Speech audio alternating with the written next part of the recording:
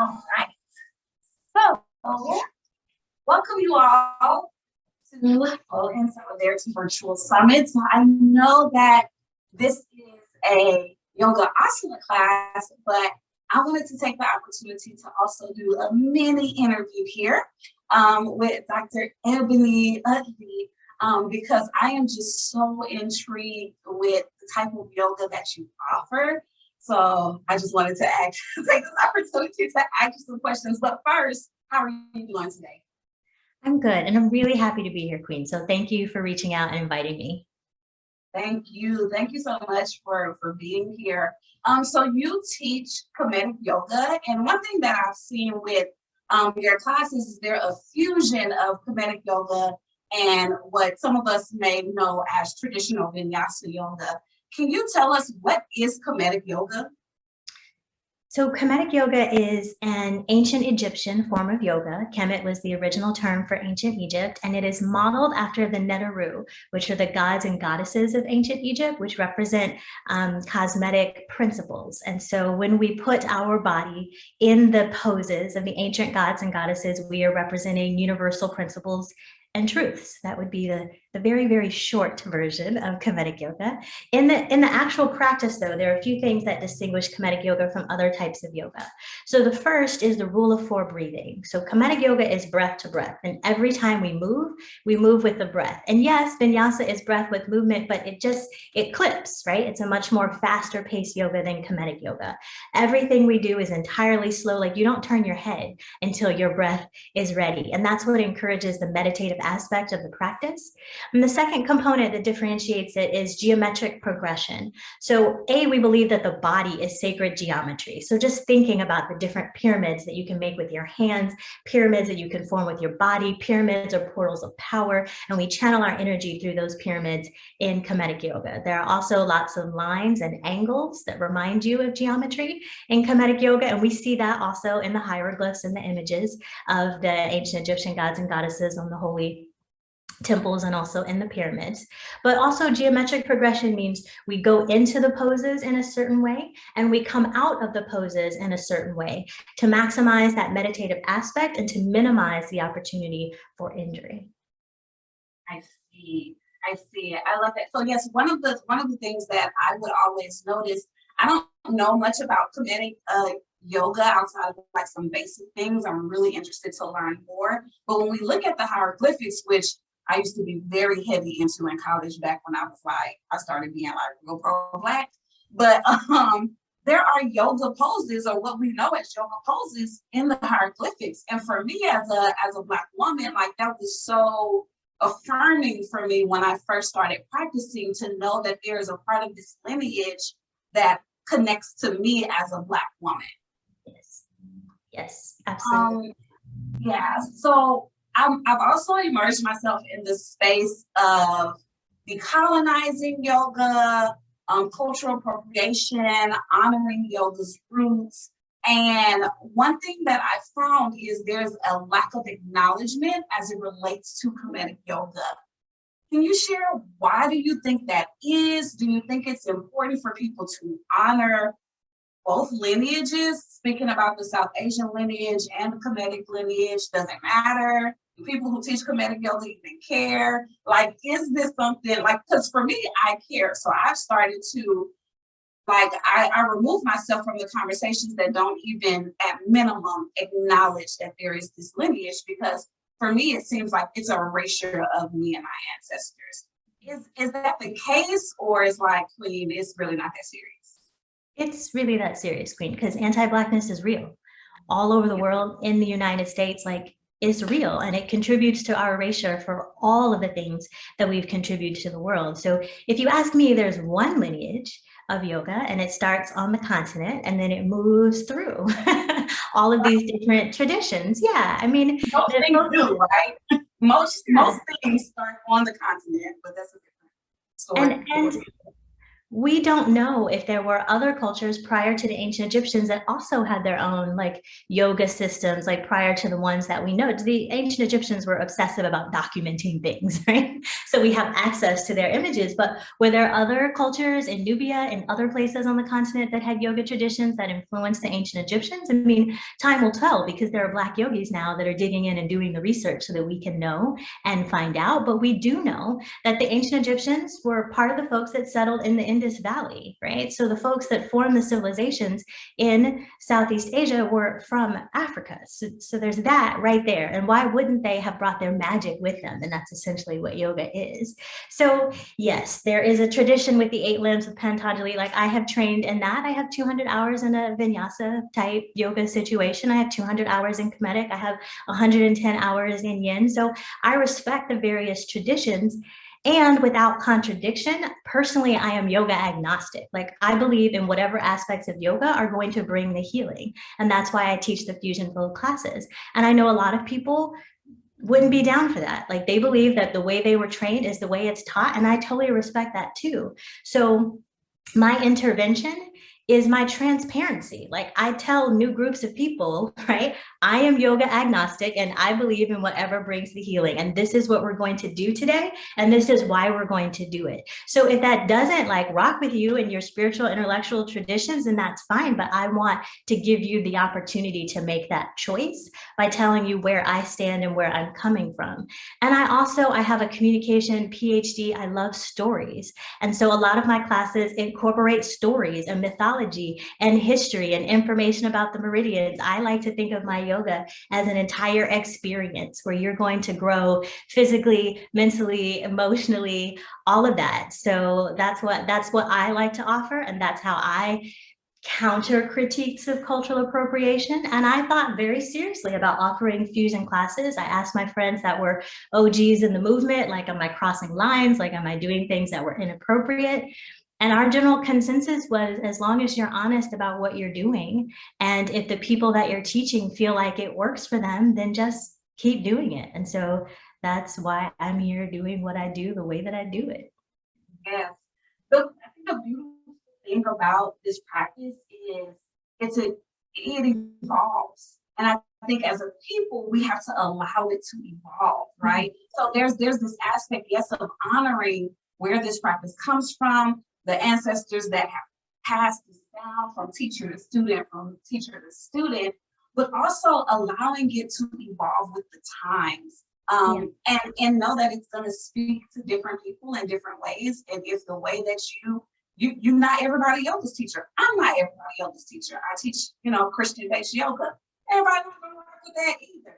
There is a yoga teacher for you. But I think the important thing is honoring yoga's roots. So knowing that this practice did not come from the West, this practice came from Black and Brown people, and honoring that lineage, honoring those lived experiences, I think is really important. So if you are in the space where you are having these conversations, I do challenge you to include Kemetic Yoga in that conversation. Do you think there's some key things that people should learn about Kemetic Yoga if they're going to include it in the conversations, just to make sure we're not giving misinformation? Yes, and also I should clarify something about Kemetic Yoga. So yes, it is based on the images that we see in the holy temples and the pyramids, but there's no through line for Kemetic Yoga. Like it's not like the Egyptians left a yoga manual, like they left the Book of the Dead and we've been following it for thousands of years. Instead, my teacher, Yasir Rahotep, in the 1970s, made several trips like back and forth. He's from Chicago. So making these trips in the 70s from Chicago to Egypt and back, discovering Kemetic Yoga for him was a Black reclamation project, right? Where Black people were publicly for the first time proud of being beautiful and Black and looking for aspects of our history in ways that we hadn't quite before. So that's really powerful to me too, like knowing that reclamation project that was happening with Black people before I was even born also makes it possible for me to do and teach Kemetic Yoga today. So to be clear, again, there's no through line, but there was was a reclamation project almost now 50 years ago to sort of bring Kemetic Yoga to Black people so that we can connect with our origin. So that distinction is important to make as well. That is so beautiful. I'm just ready to practice now. I am so excited because one, I mean, I've done Kemetic Yoga before, and the biggest thing that I noticed that was like some of the names of the poses were different. So like down dog, I think is pyramid. I think in Kemetic Yoga. So when she said going to pyramid, I was in a totally different pose. So that's, you know, but I'm really excited to experience what you have to offer. And what you just said just resonates with my soul as a Black woman, to know that this practice also, it doesn't belong to me, but there is a history of this practice within Black bodies that just means a lot to me. And I think that message is, I can't tell you why, it just does, you know, I can feel it in my spirit.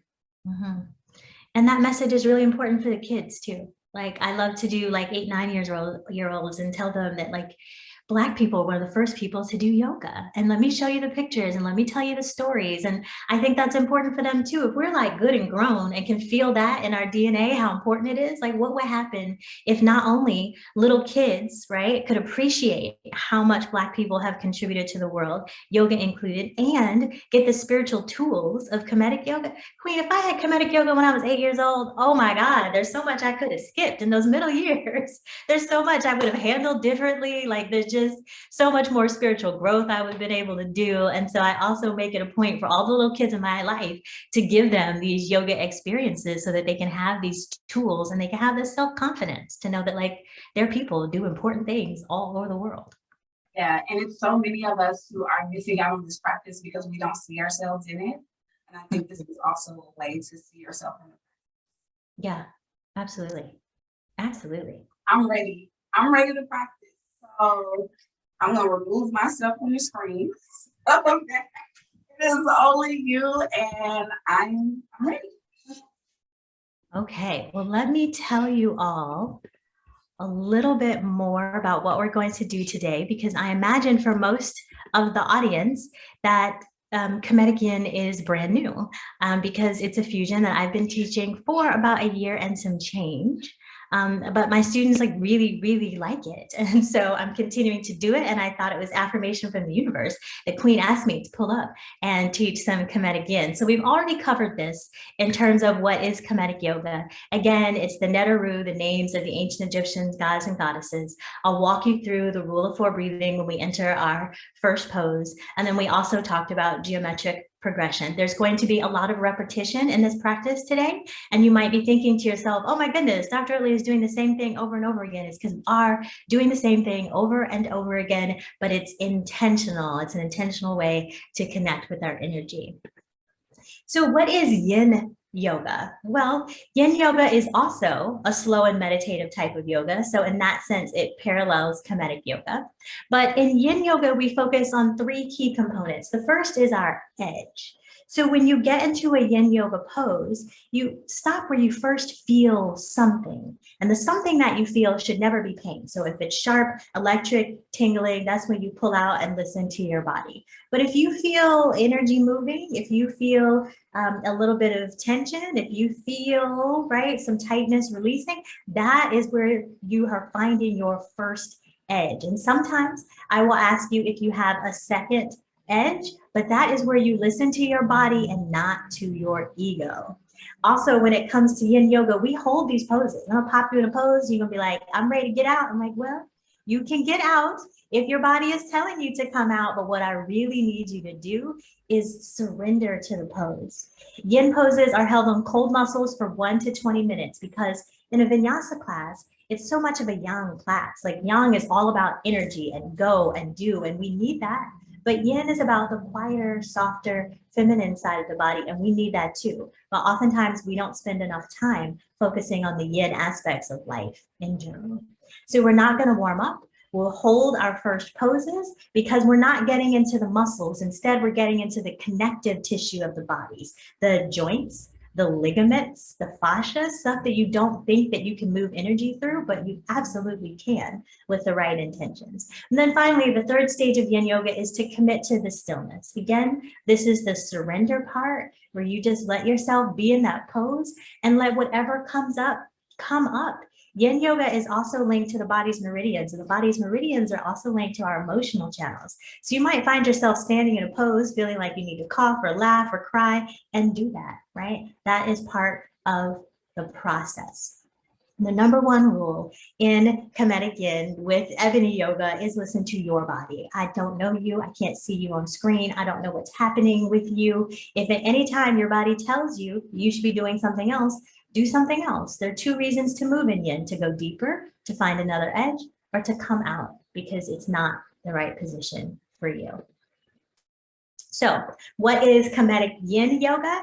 It's attention, intention, and release. We're paying attention to the breath and the body, but our intention is to meditate on these universal Kemetic principles, and our goal is a release of physical, emotional, and spiritual energy. Okay. So with that, let's get at it. I'll be coming back and forth to my screen to change the images, so just because I'm moving doesn't mean that you need to move. So please come to standing on your mats.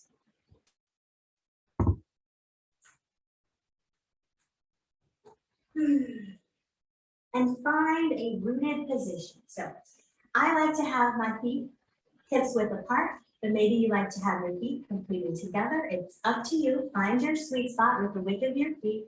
And then I invite you to rock forward and back on your toes and your heels, rock side to side on the sides of your feet, and find that sweet spot where you can finally get all four corners of your feet rooted into the earth. Once you've done that, pick up those toes on your left foot. One toe at a time, I'd like you to lower those toes down to the earth. So we'll start with the pinky toe, the fourth toe, the third toe, the second toe, and the big toe. Right foot, pinky, left, fourth, third, second, and big toe. It works on my left foot, it doesn't work on my right foot, but I promise you, whatever you tried, you have a little more space between your toes. Activate your quads. So pull the energy up from your quads, right, up into your hips. And maybe when you did that, your glutes tightened. So relax your glutes, but keep the activation in your quads. This is the natural curve in my low back. We want to tilt our pelvis to flatten that curve just a little bit. So imagine you have your pelvis is a bowl of water and you don't want the water to spill out. So you can tilt your pelvis just a little bit. When you do that, you should feel your abs turn on. Sometimes I use my hands in front and back to help me with the motion. Feel your abs turn on. Be broad across your chest. Just go ahead and pull your shoulder blades together behind you. Go ahead and poke out your ribs, like open your chest wide. And then soften your ribs just a little bit so you don't have an arch in your upper back. So soften those ribs now. Pull the shoulders up into your ears and then bring them down so that your shoulders are nice and relaxed. Kemetic palms are all four fingers touching. You can bring those Kemetic palms down by the sides of your body, palms facing forward. Tuck your chin just slightly so that the back of your neck is long. Imagine there's a string pulling you up to the heavens. And then I encourage you to take the tip of your tongue to the back of your teeth. It's called the Kachari Mudra. It seals the masculine and feminine sides of the body, the yin and the yang energies of the body. So in other forms of yoga, this might be like your Ujjayi breath, except there's a connection between the tip of the tongue and the back of the teeth. You might hear that ocean-like sound that you hear with Ujjayi as you breathe, as you inhale through your nose and exhale through your nose. Now we'll activate the rule of 4 breathing. So when you inhale, you're expanding your belly and bringing the energy up. Pause at the top of the inhale, and then exhale through the nose, belly button to spine, pause at the bottom of the exhale. So we inhale, 1, pause at the top, 2, Exhale, 3. Pause at the bottom, 4. So keep breathing at your own pace with your inhale. Pause and exhale. Pause. Now your inhales and exhales don't have to have a particular count. You don't have to inhale for 4, pause for 2. You don't have to do any of that. So if yours are much shorter than mine, that's absolutely okay. Just make sure that you've got all 4 parts of the breath. The feet are rooted into the earth. Your toes are spread wide. Your quads are activated. Your glutes are relaxed. Your pelvis is tilted to turn on your abs. You're broad across your shoulders which are down out of your ears. Ribs are soft. Chin is slightly tucked. Tip of the tongue to the back of the teeth. And while you're here, if you'd like to do a bit of an eye exercise, you can, and spend all of this time staring at screens.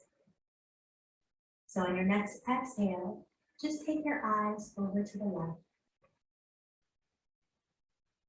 Take a full round of breath with just your eyes over to the left. And next inhale, return your eyes to center. Maybe close your eyes, blink them a little bit. Again, inhale. Exhale, take your eyes over to the left.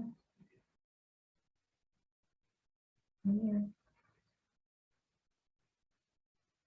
Exhale. And the next inhale, bring your eyes to center. Now with your eyes open, I want to tell you about this image on the screen.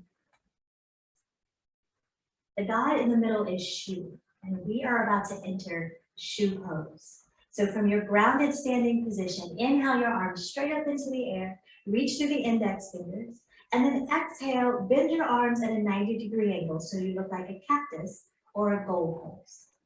Keep your triceps strong, triceps in line with your shoulders, so you don't want to be down here. Triceps in line with your shoulders. And then just turn your palms up to the sky as if you were holding a tray or as if you were holding up the heavens. And now we're in the pose of Shu. So we see Shu here in this pose in the middle of the image. And Shu's hands are actually supporting Nut, which is the goddess of the sky. So Nut's body reaches across the globe. We can see her toes on one end and her fingertips on the other. And underneath Nut is Geb. And Geb is the god of the earth. So Geb is in a reclining pose, resting on the earth. Now, there are 2 different mythologies that explain the relationship between Nut and Geb. The first is that Nut and Geb were too close. They would never ever part. So Shu had to stand in between to separate the goddess of the sky and the god of the earth. Shu represents atmosphere, right? The space between the earth and the sky. Shu also represents the breath of life. So in Japanese traditions, it would be ki. In Chinese traditions, it would be your qi. In Southeast Asian traditions, it would be pranayama. Shu represents that life force that keeps everything as it is.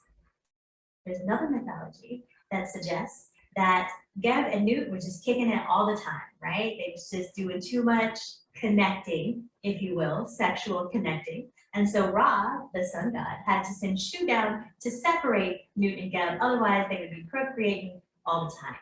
Nut and Geb are actually responsible for most of the gods and goddesses that you probably know. So Asar or Osiris, Isis or Aset, Heru.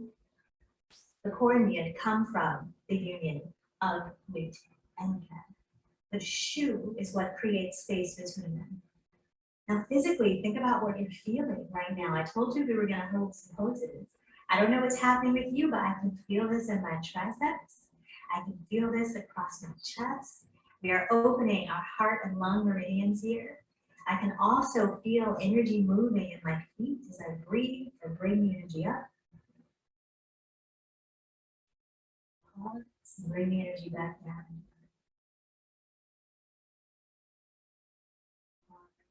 So think of yourself here as representing the universal principle of the life force, Also think about sending gratitude and love to your body and the life force within it. One more breath here. Inhale. And as you exhale, you can slowly lower your arms back down by your sides. Give your body what it needs here. If you need to roll out your shoulders, you can. Again, just take it slow and mindful. And then on an exhale, take your chin down to your chest. And as you inhale, curl your shoulders in. And as you exhale, start to roll yourself down one vertebra at a time to a dangling pose. Bend your knees as much as you need to here. Maybe your hands end up on your thighs, maybe they're on your shins, maybe they're getting closer to the earth. If you can, take the crown of your head and point it towards the earth and just give a few rounds of breath here.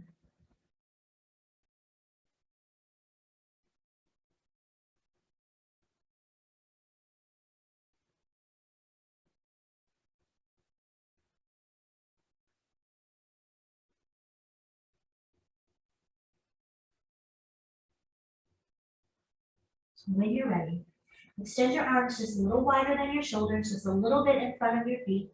Start to bend your knees so that you're up on the balls of your feet and bring your glutes down to your heels so that we're in a toe stretch. And some of you will stay right here in this toe stretch with your hands supporting you. Others of you can bring your prayer hands into your chest for the toe stretch. Activating the toes was very important for the ancient Egyptians, because the big toe represented the pituitary gland, which is supposed to link to our intuition or our third eye in the center of our forehead. For the ancient Egyptians, activating the toes were called sesh poses, and sesh means scribe. So in these positions, the scribes would be receiving knowledge, but also disseminating knowledge. So this is a position of knowing. It is also a big opening on our toes. In Yin Yoga, several of the body's meridians end or begin, depending on your perspective, in the feet. So spending more time massaging and activating the feet in general is not just good for your intuition, but it's good for your emotions. It's good for the release of energy throughout your body. Give me one more round of breath here. Inhale. Pause and exhale. And on that exhale, bring your hands forward to the earth. Bring your knees down to the earth. Give your toes whatever it is they need here. I like to rotate my ankles, wiggle my toes, maybe a calf stretch feels good here. But whatever yang movements you take by way of transition, please take them mindfully, and please also stay with your breath. We're transitioning now into another Kemetic seat. I'll give you several options. So for some of you, standing on your knees will be sufficient here, and you will stay here and stand on your knees. Others of you can bring your glutes down to your heels. You'll be opening the tops of your feet, creating a little compression in your calves, making space for your knees. Some of you will stand on your knees and bring one foot forward as if you were in a lunge. Allow your hands to rest on your thigh, and you'll be good here. If you'd like the full expression that are like the goddesses on the screen, then you'll start here. Start in the lunge position with the left foot forward, and then slowly lower your right glute down towards your heels. And the left instep then is in alignment with the right knee. You can see it here. I'll turn this way so that you can also see it here, and you can see yourself mimicking the pose of the goddesses. If you like, you can take your left elbow and rest it on your left knee with your chin in your hands to support your neck. Maybe you need this right hand to balance yourself and support, because that's a lot of opening on the right ankle, or maybe you can bring it to your knee. Breathe here. Send the breath to your edge. Send the breath to where you're feeling a response in your body. For me, that is in the top of this right foot. I can also feel some energy moving in my glute here. Take those full breaths.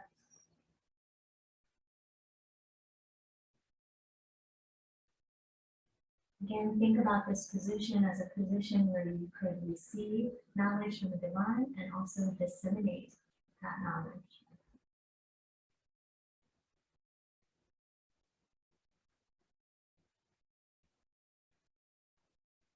On your next exhale, wherever you are, release your hands forward, come to tabletop. If you were on that right foot, again, maybe a calf stretch. Stretch out a little bit. We'll prepare to go to the other side. So go to where you were before. You're coming into the full posture. This time it's the right arch that's in alignment with the left knee. And you can bring that right elbow to your knee. And I'll talk to you about these goddesses. So on your left, we have Aset. The Greeks renamed her Isis. So that's a whole nother conversation when it comes to appropriation. She is the goddess of spiritual wisdom. She's also the goddess of motherhood. She is the goddess who literally moved heaven and earth to rescue her husband brother, Asar, also known as Osiris by the Greeks. She has a throne on her head representing her queendom, representing her ultimate forms of wisdom. To the right, we have her sister, Nebehet. Nebehet was the goddess of things to come. The goddess who represents past, present, and the future. On the top of her head, we see a basket, and between them is the Ankh of life. Breathe. On your next exhale, release. Bring your hands forward, come into tabletop. Hit the top of the left foot, whatever love it needs. And then come to stillness in tabletop. We'll transition now into a Ka pose. So Shu's arms were very similar to Ka. Ka represents spirit in ancient Kemetic Yoga. So it would make sense that the life force is connected to the spirit. So what we're going to do here is keep your hips over your knees.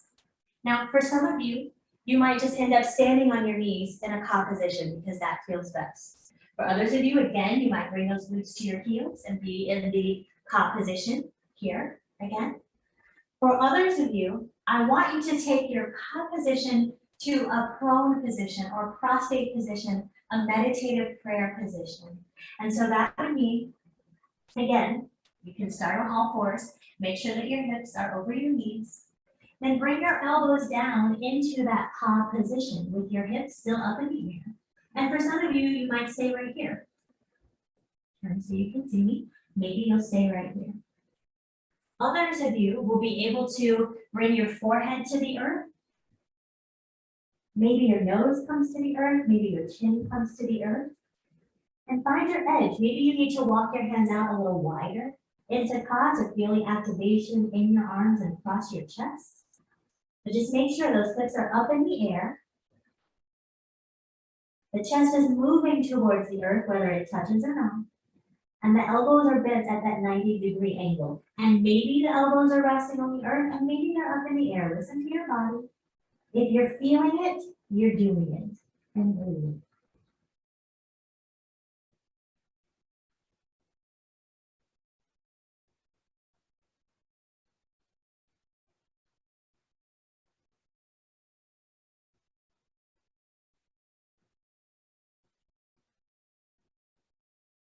Ensure the tip of the tongue is still at the back of your teeth as you inhale.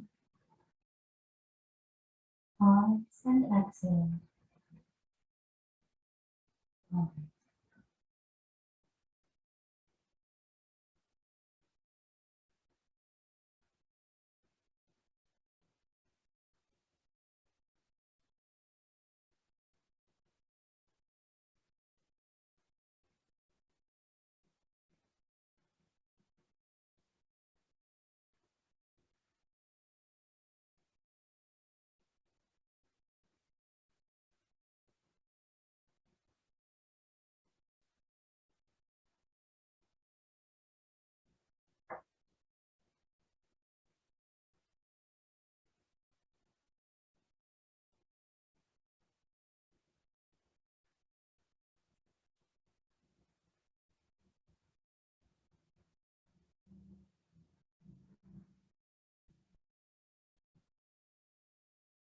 On your next inhale, come back up to tabletop.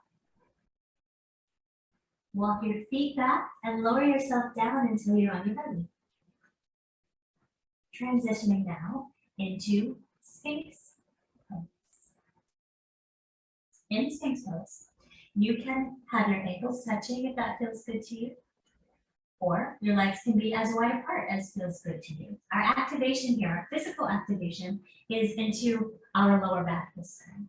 I like to have my elbows underneath my shoulders, but if that is too much on your back, then just walk those elbows out a little bit or walk them out a lot so your chest is resting on the earth. If you have a blanket, you can bring that blanket underneath your arms to help support your chest if that helps a little bit. So find a position that works for you. If your head feels like it's up too much or down too much, then just bend into those elbows and rest your chin in your hands. Now, we know this position as Sphinx, but the ancient Egyptians would have called it Heru Emaket. The Sphinx is the oldest known spiritual monument.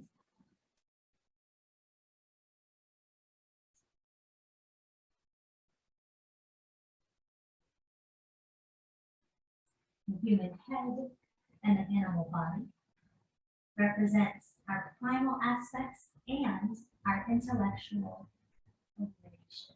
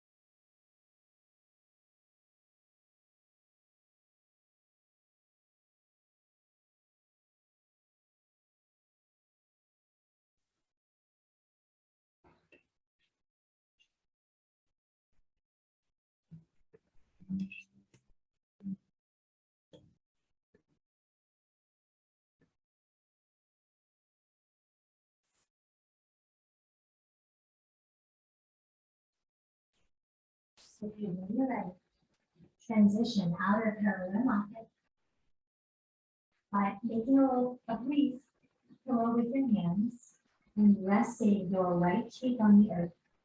And then take your left leg and lift it up towards 90 degrees. So how high you go depends on what your body wants. So you might want that knee higher, you might want it a little bit lower. Once you found a position for your legs, release your right arm and bend that right arm at 90-degree angle, as if you were in a half cross. So when you're lying on your mat,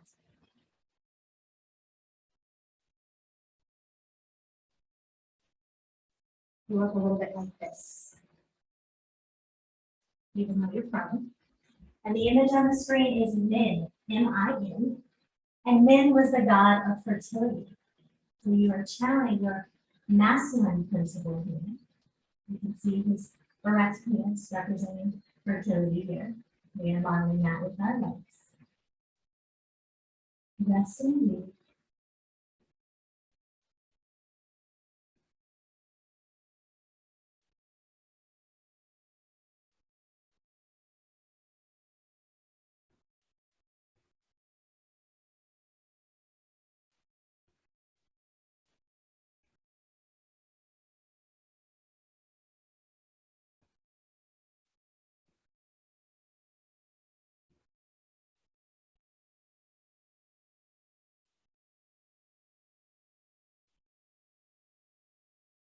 We will transition now from prone yin to supine yin.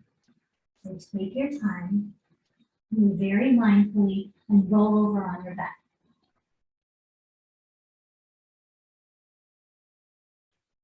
Once you're flat on your back, pull that left knee into your chest. Right hand comes outside of the left knee and twist that left knee over the body. Now, maybe the knee comes to the earth, maybe it doesn't really matter. My knee is not coming to the earth, I'm gonna rest my big toe on the earth. But I'm also gonna open that left arm into min or half pop. So that left arm is bent in a 90-degree angle. And again, maybe you're feeling that activation inside your arm across your chest. If it's too much for you, you can of course just straighten the arm. You can turn your head to look over to your right if you like. I like to keep my vision straight up. It's just healthier on my neck not to turn my head into twists, but ask your neck what it wants and follow your body's instructions. And breathe here, tip of the tongue to the back of the teeth. Unite your masculine and feminine sides. And I'm sure you've noticed I've been giving you more time to yourself, less time listening to me. Let your mind take you wherever it wants to go. Just remember to breathe.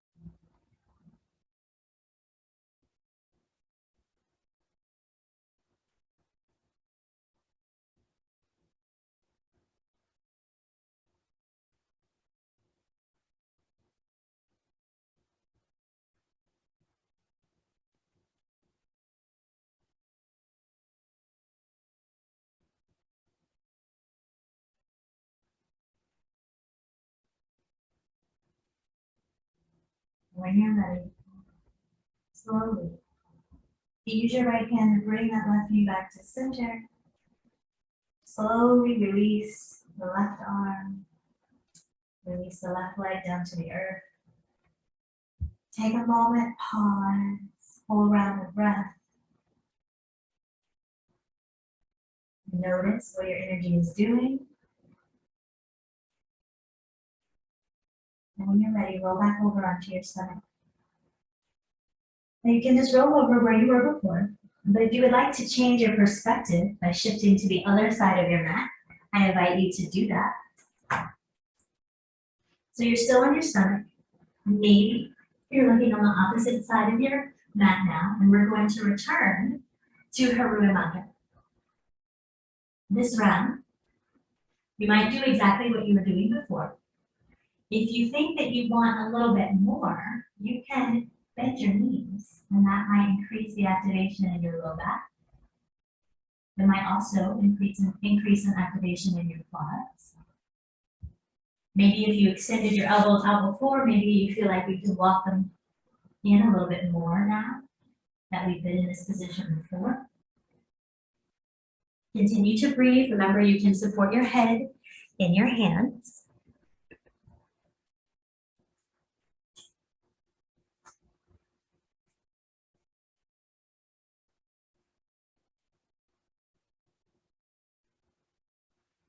In this position, we are meditating on seeing ourselves as the perfect combination of body and soul. Breathe.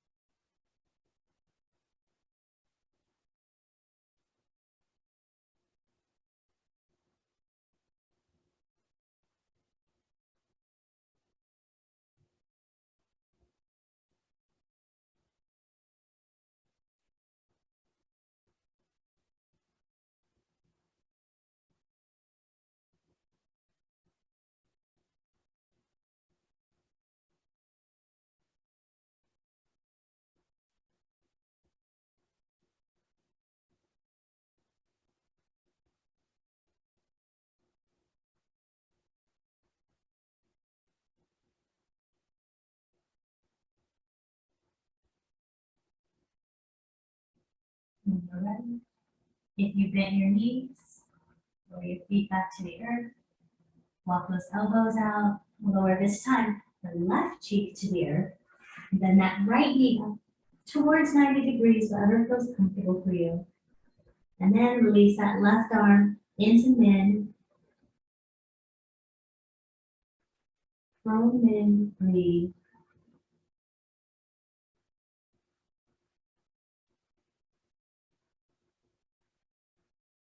You can think of Min's pose as invoking the power to create life through his virility and his fertility. Tip of the tongue to the back of the teeth.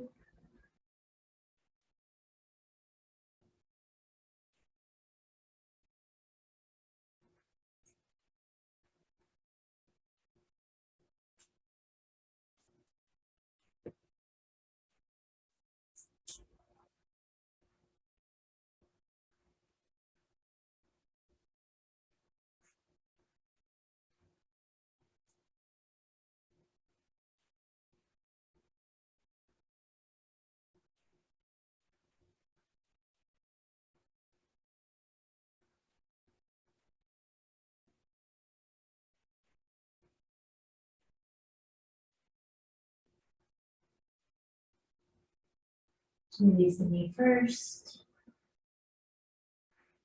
Then release your arm as you roll over.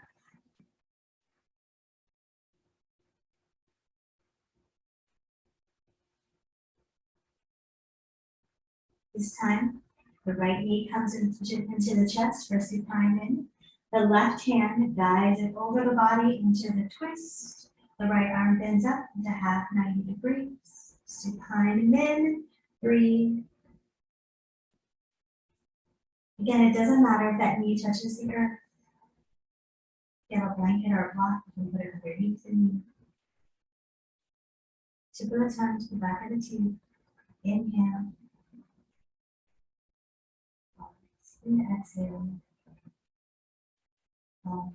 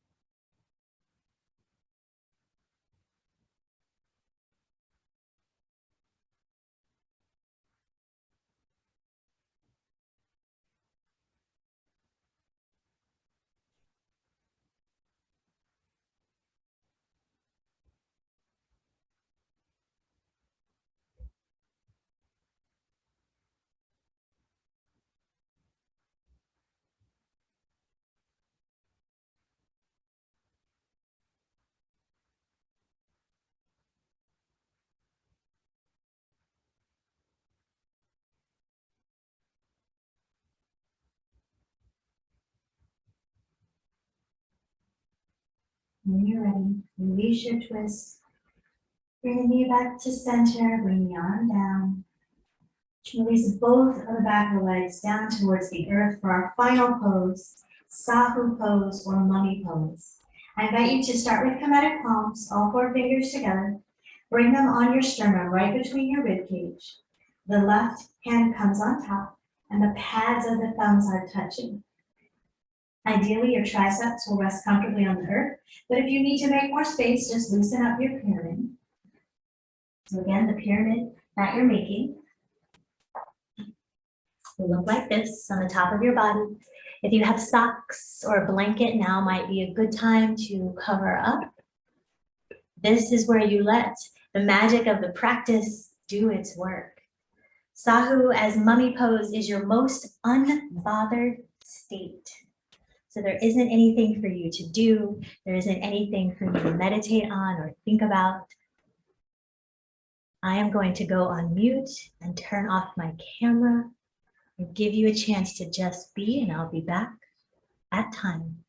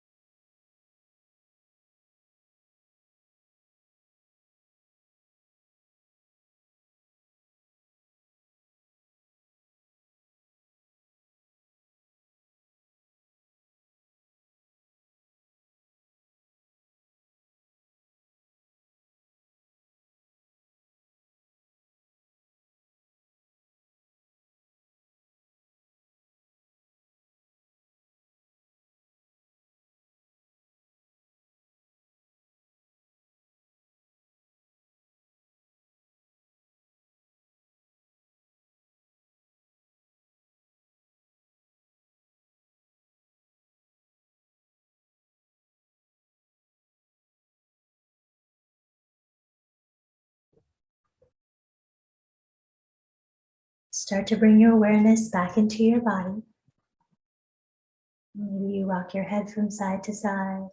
Keep your pyramid where it is, but you can rotate your ankles and point and flex your feet. Maybe even you shift your hips from side to side. And then on an inhale, raise your pyramid about 6 inches off your chest. And then as you exhale, bring your hands down by your sides to frame your body flat on the mat. And then on an inhale, squeeze your knees into your chest. Give yourself a big hug. Maybe rock from side to side or create circles on your low back. And then rock over to your left side. So the left side is the yin side of the body, and the left side is represented life for the ancient Egyptians. So give yourself a full round of the Kemetic breath in your fetal position. And then when you're ready, push yourself up into life.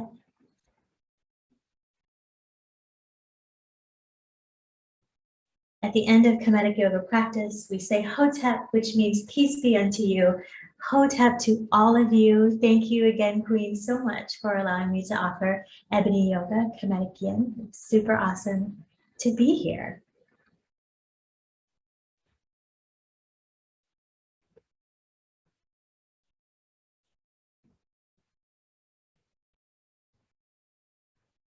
Oh, Queen, you're still on mute.